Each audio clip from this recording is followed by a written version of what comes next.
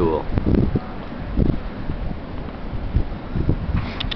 There was a crewman that was injured, so they had to order a rescue helicopter. It's just now landed, and they're going to be taking the crewman over there to land.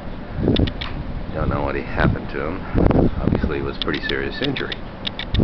So anyway, we've been delayed here in Milford Sound for about an hour or so waiting for the rescue helicopter.